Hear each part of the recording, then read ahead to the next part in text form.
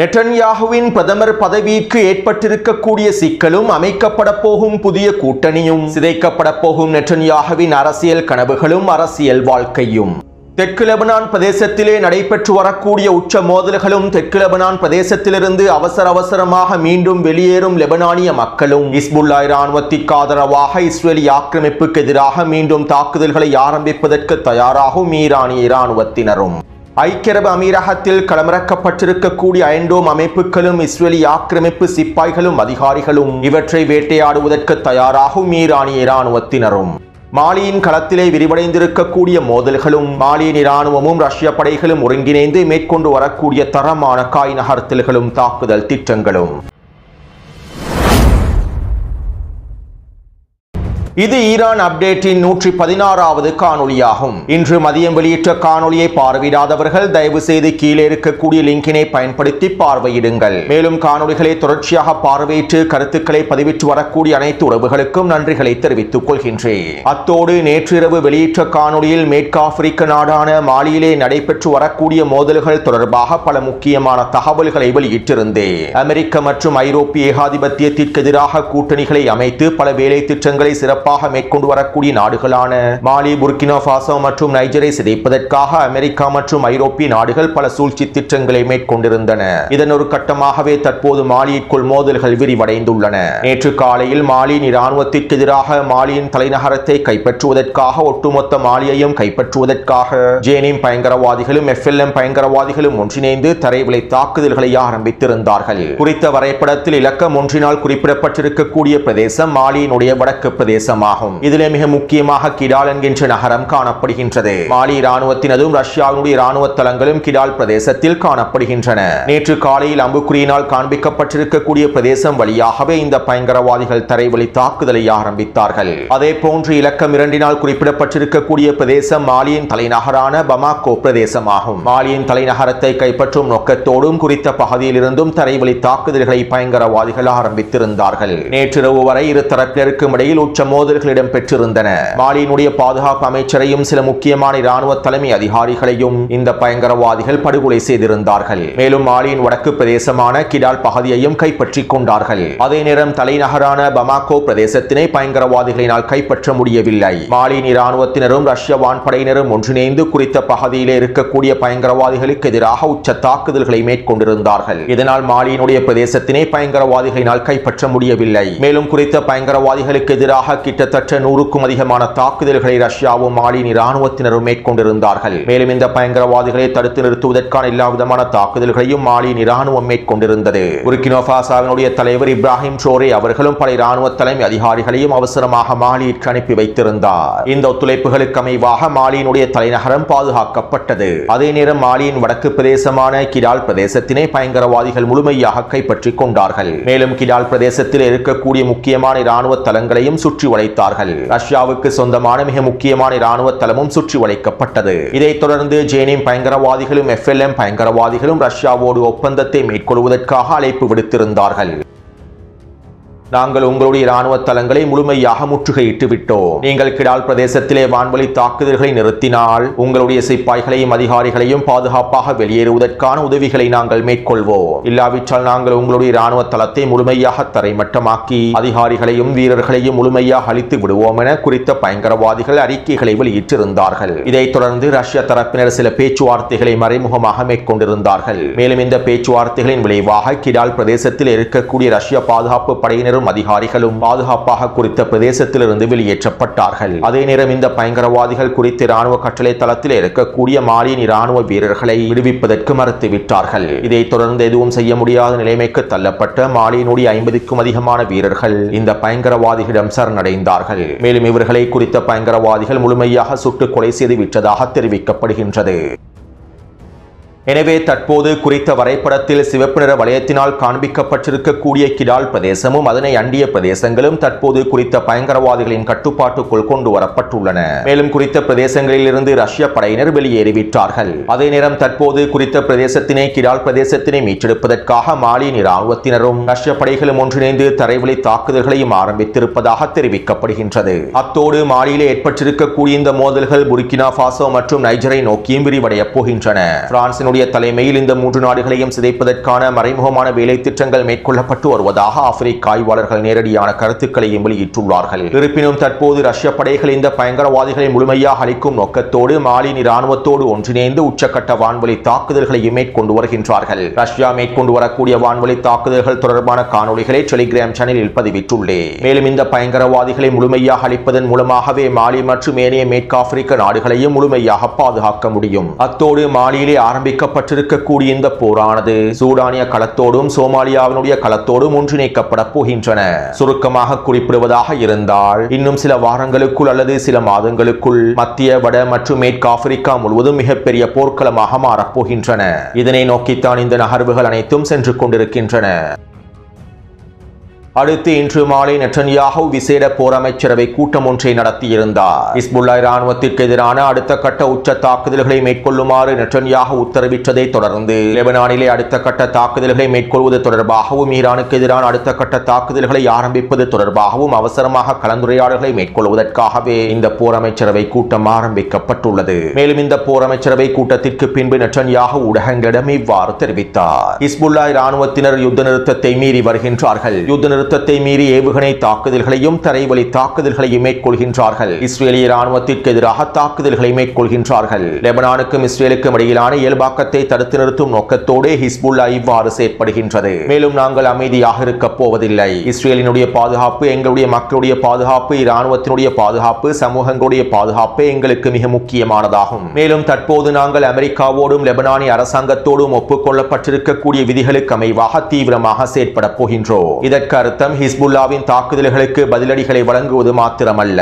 ஹிஸ்புல்லாஹ் இராணுவத்தை முழுமையாக முடிவுக்கு கொண்டு வருவதுமாகும். மேலும் இதற்கமைவாக நாங்கள் தெற்கு லெபனான் பிரதேசத்திலே முழுமையான தாக்குதல்களை மேற்கொண்டு தெற்கு லெபனான் பிரதேசத்தை இடையக மண்டலமாக அறிவிப்போம் என நெட்டன்யாஹூ தெரிவித்தார்.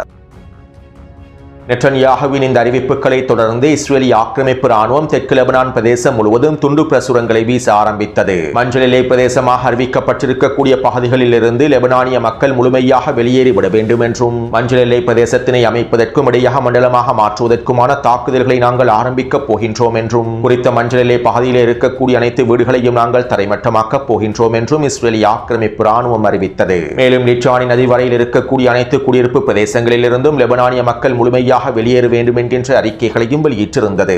இந்த துண்டு பிரசுரங்களை வீசி அரை மணித்தியாலங்களுக்குள் தெற்கு லெபனான் பிரதேசத்திலே 10க்கும் அதிகமான வான்வழி தாக்குதல்களை மேற்கொண்டது.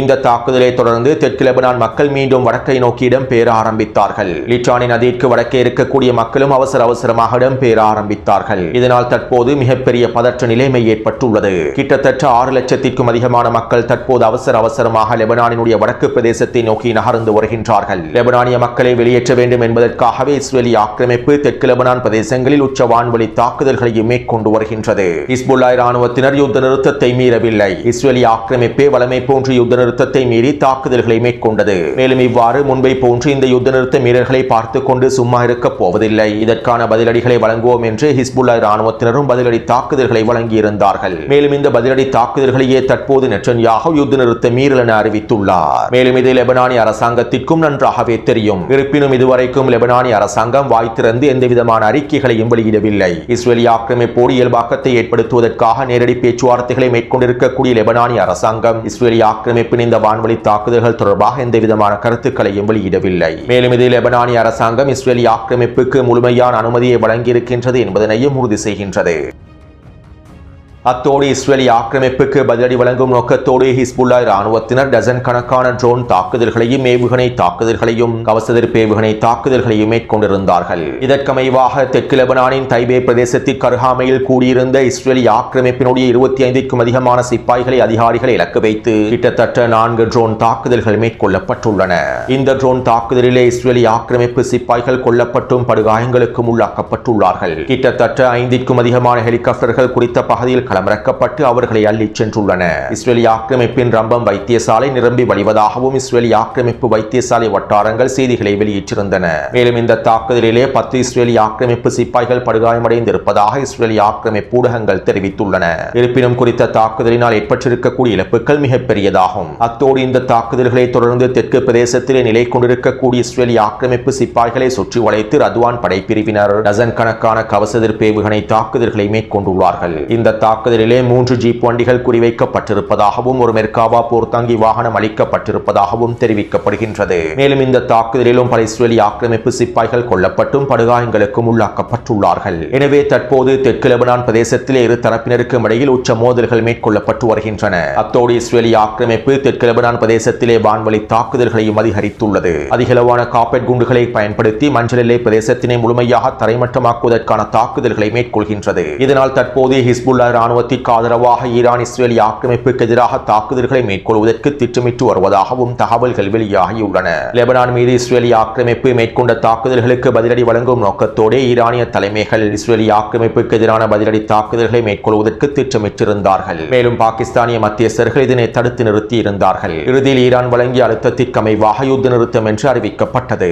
இருப்பினும் தற்போது லெபனானிய களத்தில் எந்தவிதமான யுத்த நிறுத்தமும் இல்லை. இஸ்ரேலிய ஆக்கிரமிப்பின் உச்ச தாக்குதல்களுக்கு ஹிஸ்புல்லா ராணுவத்தினரும் பதிலடிகளை வழங்கி வருகின்றார்கள். மேலும் லெபனானிய களமானது உச்சக்கட்ட பதற்ற நிலைமைக்குள் தள்ளப்பட்டுள்ளது. எனவே இப்படியான நிலைமையில் ஈரானிய ராணுவத்தினர் அவசரமாக ஹிஸ்புல்லா ராணுவத்திற்கு ஆதரவாக லெபனானிய மக்களுக்கு ஆதரவாக இஸ்ரேலிய ஆக்கிரமிப்புக்கு எதிராக தாக்குதல்களை ஆரம்பிப்பதற்கான வாய்ப்புகள் அதிகமாக இருப்பதாக தெரிவிக்கப்படுகின்றது. மேலும் இன்றிரவு ஈரானிய போர் அமைச்சரவை கூட்டம் நடைபெறப் போவதாகவும் இராணுவ தலைமை அதிகாரிகள் ஒன்றிணைந்து ஒரு தீர்க்கமான முடிவை எடுக்கப் போவதாகவும் தெரிவிக்கப்படுகின்றது. மேலும் IRGC குதுஸ் படைப்பிரிவினுடைய தலைமை தளபதி இஸ்மாயில் கானி அவர்களும் அறிக்கைகளை வெளியிட்டுள்ளார். ஹிஸ்புல்லாவுக்கு ஆதரவாக நாங்கள் அனைத்து விதமான காய் நகர்த்தல்களை மேற்கொள்வதற்கு தயாராகி வருகின்றோம் என அறிவித்துள்ளார். அதேபோன்று ஈராக்கிய எதிர்ப்பு குழுக்களும் யமன் ஹவுதி ராணுவத்தினரும் ஹிஸ்புல்லாவுக்கு ஆதரவாக முழுமையாக களமிறங்குவார்கள் என எதிர்பார்க்கப்படுகின்றது. அதே நேரம் ஈரான் இஸ்ரேலிய ஆக்கிரமிப்புக்கு எதிராக தாக்குதல்களை ஆரம்பிப்பதற்கு முன்பு அமெரிக்கா ஈரானுக்கு எதிரான தாக்குதல்களை ஆரம்பிப்பதற்கான வாய்ப்புகள் இருப்பதாகவும் சில ஆய்வாளர்கள் தெரிவித்துள்ளார்கள். எனவே ஒட்டுமொத்த சூழ்நிலைகளையும் நாங்கள் எடுத்து நோக்கும் போது இந்த போர்க்களமானது தற்போது வீரியமாக நகர்ந்து வருகின்றது. அடுத்த கட்ட மிகப்பெரிய போரை நோக்கி அனைத்து நகர்வுகளும் மேற்கொள்ளப்பட்டு வருகின்றன.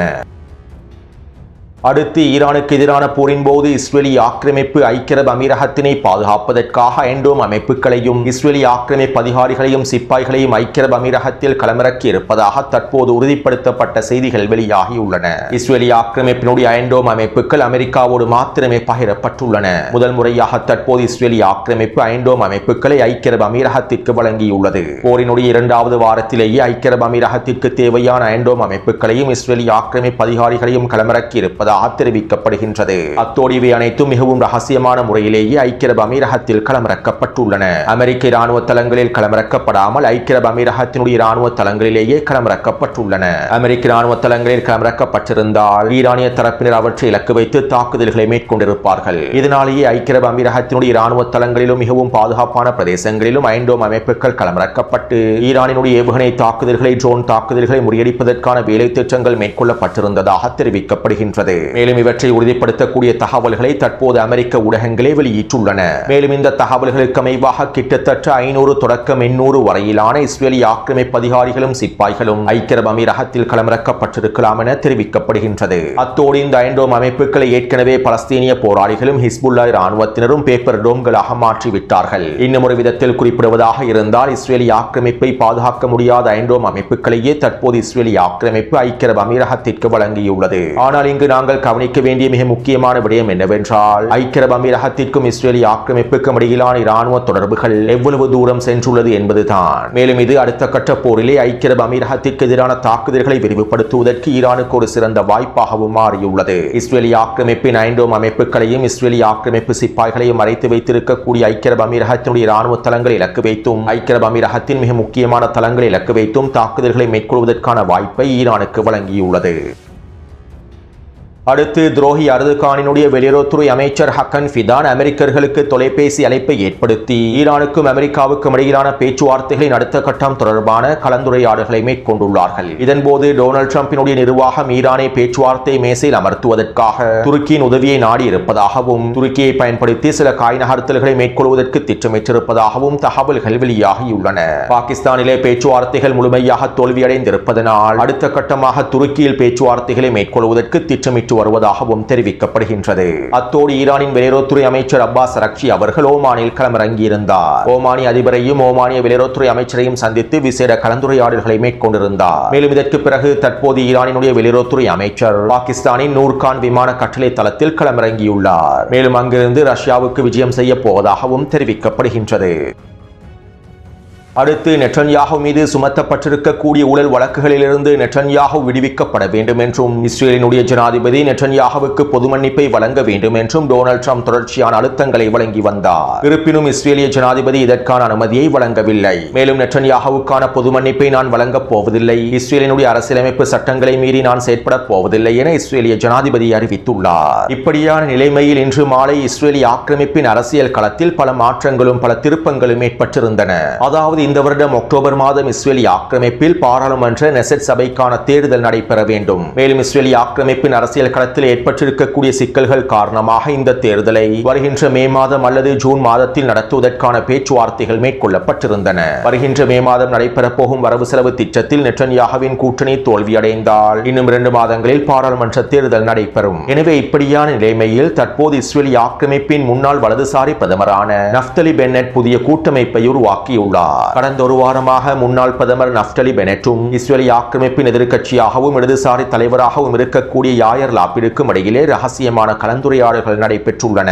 இதன் விளைவாக இன்று மாலை முன்னாள் வலதுசாரி பிரதமர் நஃப்தலி பென்னட்டும் யாயர் லாபிடும் ஒன்றிணைந்து அறிக்கைகளை வெளியிட்டிருந்தார்கள். நாங்கள் ஒன்றிணைந்து ஒரு புதிய கூட்டணியை அமைக்கப் போகின்றோம் என அறிவித்திருந்தார்கள். மேலும் இவ்வாறு வலதுசாரி பிரதமரான நஃப்தலி பென்னட்டும் யாயர் லாபிடும் ஒன்றிணைந்திருப்பது நெட்டன்யாஹுவுக்கு மிகப்பெரிய சவாலாகும். நெட்டன்யாஹுவின் கூட்டணி கட்சியில் இருக்கக்கூடிய அதிகளவான கட்சிகள் நஃப்தலி பென்னட்டுக்கு முழுமையான ஆதரவை வழங்குவார்கள். மேலும் நெட்டன்யாஹுவின் அமைச்சரவையிலிருந்து வெளியேறி இருக்கக்கூடிய காடி எஸ்கனோத்தும் கான்ஸும் நஃப்தலி பென்னட்டின் கூட்டணியில் இணைந்து கொள்வார்கள். இவ்வாறு இணைந்து கொண்டால் நெட்டன்யாஹுவின் கூட்டணி பலமிழந்துவிடும். இதனால் அடுத்த பாராளுமன்ற தேர்தலிலே நெட்டன்யாஹுவுக்கு வெற்றி பெற முடியாது. யாயர் லாபிடும் தற்போது உருவாக்கியிருக்கக்கூடிய கூட்டணியானது நெட்டன்யாஹுவின் லிக்குட் கூட்டணியை விட தற்போது பலம் பொருந்திய கூட்டணியாக மாறியுள்ளது. எனவே தற்போது இந்த கூட்டணியானது நெட்டன்யாஹுவுக்கு மிகப்பெரிய சவாலாக மாறியுள்ளது.